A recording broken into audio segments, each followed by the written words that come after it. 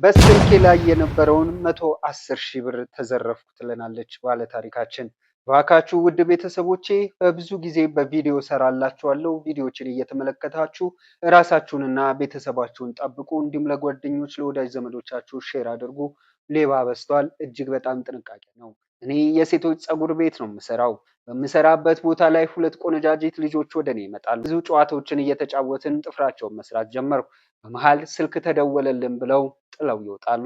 ታዲያ ብለን ስንጠብቅ የዛን ቀን ስላልተመቻቸው ደውለው ይቅርታ ጠይቀውን ይቀሩና በሌላኛው ቀን ወደኛ ይመጣል። እኔ መሰራት ልጅ ጥፍሯን እየሰራዋት አጋጣሚ ስልኳ ካርድ ስለዘጋ እንዳስደውላት ትጠይቀኛለች።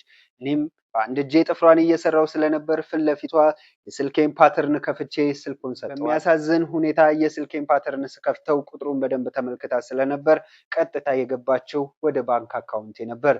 አጋጣሚ የስልክ ፓተርኔና የባንክ የሲቢ ብር ፓስወርዴ ተመሳሳይ ስለነበር ትከፍተዋለች። ታዲያ በስልኬ ላይ የነበረውን 110 ሺህ ብር ወደ ሰው ትራንስፈር አድርጋ ላከላትንም ሜሴጅ ወዲያው አጠፋፍታ ስልኩን መልሳ ትሰጠኛለች። ታዲያ ጉዳዩ የሆነው እዚህ ጋር ነው። እኔም ስራችንን ከጨረስን በኋላ ተመሰጋግነን በጥሬ ገንዘብ ሰጥተውኝ እነሱ ይሄዳሉ። እኔም ሰዓታት ካለፉ በኋላ ለሰው የምከፍለው ሂሳብ ስለነበር አካውንቴን ቼክ ሳደርገው 8,000 ብር ብቻ እንደቀረ ይነግረኛል። ብሬን እንደተበላው ሳቅ ወዲያው ወደ ንግድ ባንክ ሄድኩኝና ገንዘቡን አሳገድኩት። እግዚአብሔር ሲረዳኝ አጋጣሚ ብሩ አየር ላይ ስለነበረ ወደ ተላከለት ሰው ትራንስፈር ሳይደረግ ቀርቷል። ውድ ቤተሰቦቼ የምሰራላችሁ የጥንቃቄ ቪዲዮ እንዲደርሳችሁ ቤቱን ፎሎ፣ ላይክ፣ ሼር፣ ኮፒ ሊንክ ማድረግ እንዳትረሱ። ለሌሎችም መማሪያ ይሆናል።